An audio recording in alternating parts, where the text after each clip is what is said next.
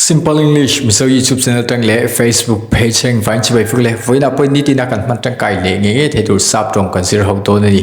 he video hi C2 ani C2 om je chu video ma sa ka soyang khanin challenge video pani na ani chuwang chuan he video hi C2 ani he video poi thatai lawen chok le ro tan nga lang he lui hi athuk lutuk ai te kan soyang he lui hi athuk lutuk ani chuanin this hello hi ni chuan river this river is lutuk ni chuanin kan hriat tlang lon lutuk soinan very thu kan ni chuanin deep deep mo this river is very deep soirol chinang this river is very deep he thiam em ti chuanin kapur ani chuan tengan soyang mi ina ilo lek ta han choi lai tak lo ni ta loi velero mai gan som he tuinia saran menia atia ti chuanin iru khanin choi chui cha ma se ai to cho kha ilo port ta ai non thei to lo ta idula chun leng se ai non mai thei ni fiam thu ve mai ni kha chuan khatianga kapur tia sap tongan soi theidan chu hetiang hian ani kapur ni chuanin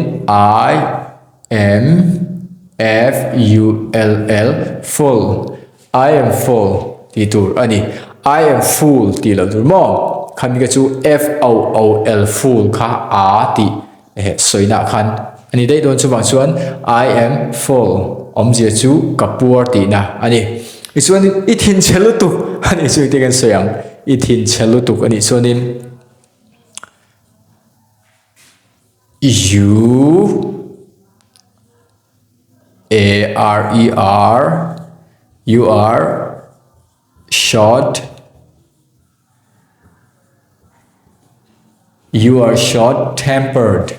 you are short tempered om je chu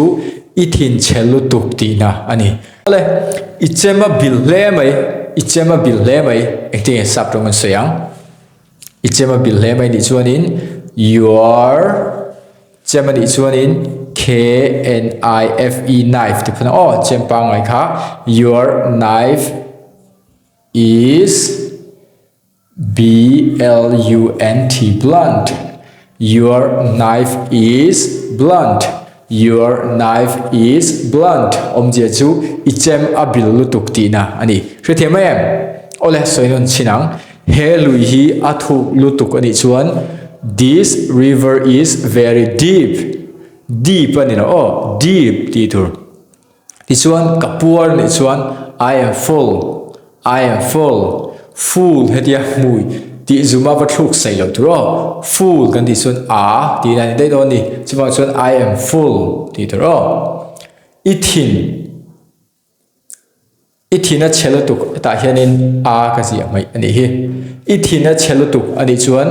you are short tempered eta hian lutuk ti soina hian very po hi kan mang thai ani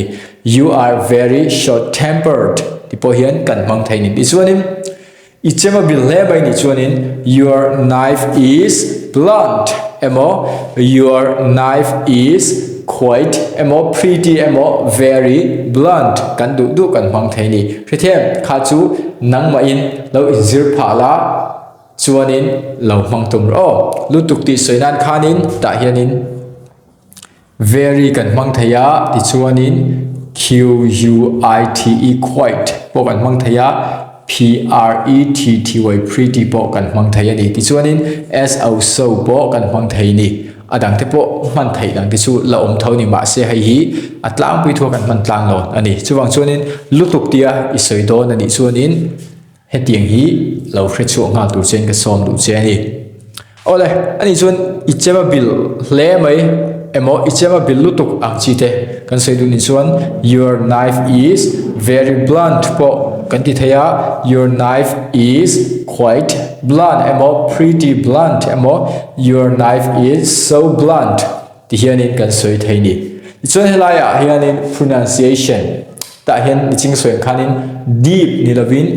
deep ti tur ani ti chuanin ta hianin full ni lovin full ti chuanin short tempered ti turo short tempered ti chuanin hai hi blunt ti tur ani thế thiam em ole pangana lozir chun zomang o kaman monia ithian ilong hak ta ti chuanin iman mo na lai thiam pa chu ek lo chuak le ta ro an thiar alo chuak ta khatiang boruak vela kaman monia tia isoi thina khanin hetiang hian sap tong in soi thaini I am in a hurry I am in a hurry I'm in a hurry tia soi mai tur ani I am in a hurry ti tur o chuanin hriata a pen tong o hei hriat du ni chuanin I hriat du ni chuanin video top than lo in chok ro pasari na hi ti masang tingtang ka per thiam lo ani chuan tengen soyang tingtang ka per thiam lo I am bad at playing the guitar.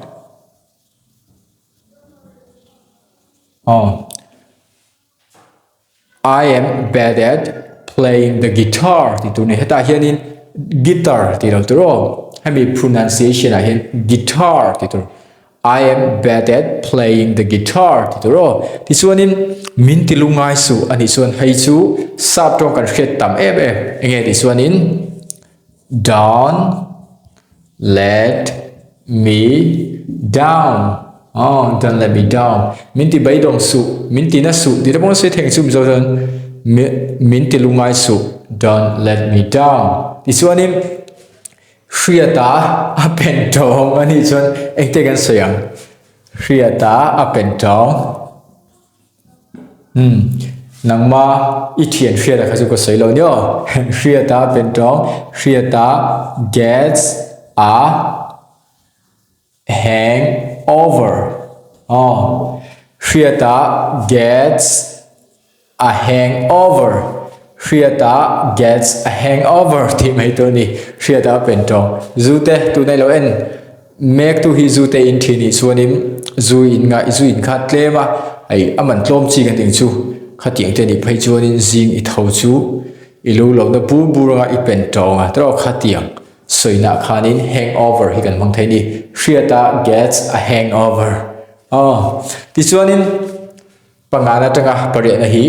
kaman monia ni chuan I am in a hurry ti chuanin hriata a pen tong ani chuan hriata gets a hangover chuan tingtang ka per thiam lo ani chuanin I am bad at playing the guitar ti mai tu ready chuanin min ti lungai su ani chuanin don't let me down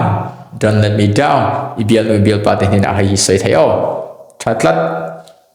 ole ani chuanin mizo party ka lo soinga sa party lo soi chin roi manem kan hi chin nge kaman monia soi chin te I'm in a hurry chuan hriata pen tong ani chuanin soi chin ro le hriata gets a hangover tingtang ka per thiam lo ani chuanin hei chu I thiamin ka reng ani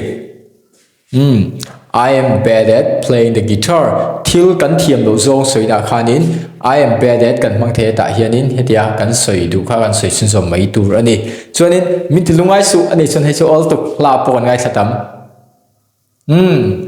don't let me down ti mai tur ani he C-2 video hi thai ti zong te ani chon khoi teng lo share sala ka YouTube channel hi ila subscribe hi lo chum lo subscribe sala ti chonin mamo tur ngai shet I thian te ni na po mi lo share sak ve nge ro bye bye next video kan phule don ya